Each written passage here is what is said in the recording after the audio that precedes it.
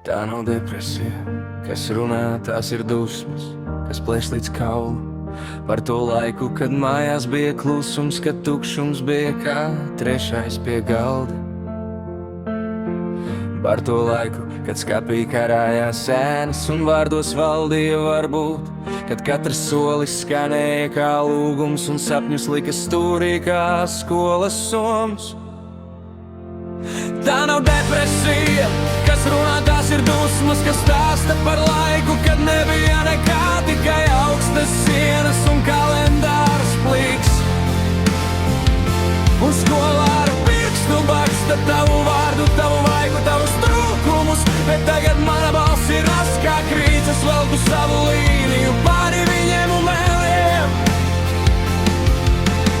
Atceries, kā klusi salīmēja dienas kā puzli, kur trūkst vidējās daļas, pildspalva drebēja virs tukšas lapas, bet tev prasīja atbildes, nevis rētas. Stāvi rindā pie dienas grāmatas, kā grēks sūdzē pie svešas sejas. Skolotājs skatās cauri, draugi garām, un tu mācies klusēt skaļāk par visiem. Tā nav depresija, kas runā, tās ir dusmas, kas stāsta par laiku, kad nebija nekā, tikai vēs radiators un aizsvīdis stikls.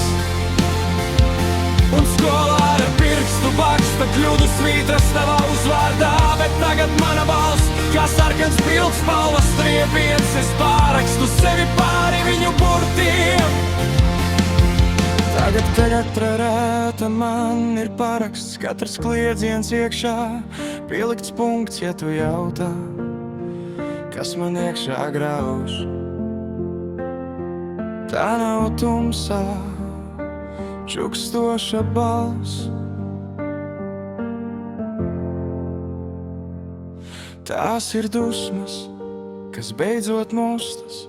Cel manā vietā roku augšā, kad kāds atkal ar pirkstu baksta, viņš trāpa sienā. Nevairs manā dvēselē.